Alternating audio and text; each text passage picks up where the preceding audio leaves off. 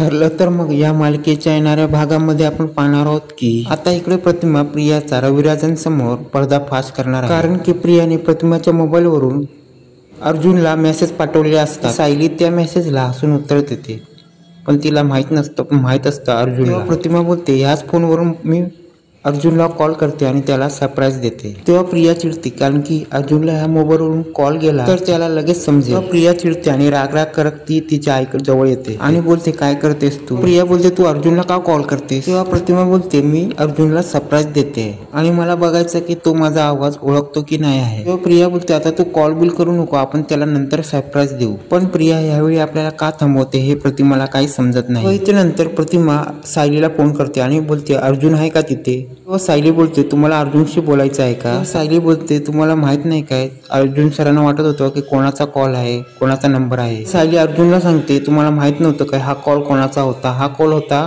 प्रतिमा आत्याचा।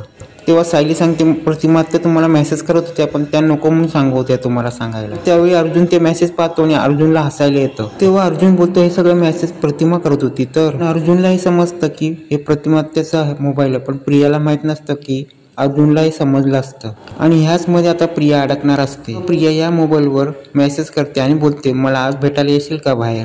आणि लिहिते की मला तुझी खूप आठवण येते, ज्या ठिकाणी तू भेटायला येशील तिथे मला भेटायला ये। सायलीला कळत नाही की प्रतिमा त्या असे मेसेज का पाठवते आणि मला ती का अशा प्रकारे भेटायला बोलवते। नक्कीच काय कारण असेल का? मला अर्जुन सरांशी बोललं पाहिजे। सायली ते मेसेज अर्जुनला दाखवते, पण अर्जुन बोलतो, ही प्रतिमा असे मेसेज का करेल? तेव्हा अर्जुन बोलतो, काहीतरी गडबड आहे, मला ह्या नंबरवरून कॉल करून प्रतिमा त्याला विचारायला पाहिजे। तेव्हा सायली प्रतिमा त्याला कॉल करते आणि बोलते, काय गडबड आहे, तुम्ही आम्हाला भेटायला बोलवता? तेव्हा प्रतिमा बोलते, मी का तुम्हाला भेटायला बोलवीन? तेव्हा सायली बोलते, तुमच्या मोबाईलवरून मेसेज आले। तेव्हा प्रतिमा बोलते, नाही, कालपासून जे तुम्हाला मेसेज करते ती प्रिया म्हणजे तन्वी करत आहे। तेव्हा हे सगळं ऐकून अर्जुनला कळतं की हे तन्वीचं नाटक आहे। तेव्हा अर्जुन बोलतो, ह्या तन्वीचा प्रियाचा पर्दाफाश करायलाच पाहिजे। प्रतिमा त्याला अर्जुन कॉल करतो आणि बोलतो, तुमच्या मोबाईलवरून जे मेसेज आले ते तुम्हाला पाठवतो। तेव्हा अर्जुन प्रतिमाला बोलतो, तुम्ही असे मेसेज पाठवले? तेव्हा प्रतिमा बोलते, मी असे मेसेज का पाठवेन? तेव्हा अर्जुन बोलतो, हे मेसेज तुमच्या मोबाईलवरून आले आणि आमचा गैरसमज झाला। तेव्हा इथे प्रतिमा रविराजांना फोन देते आणि रविराज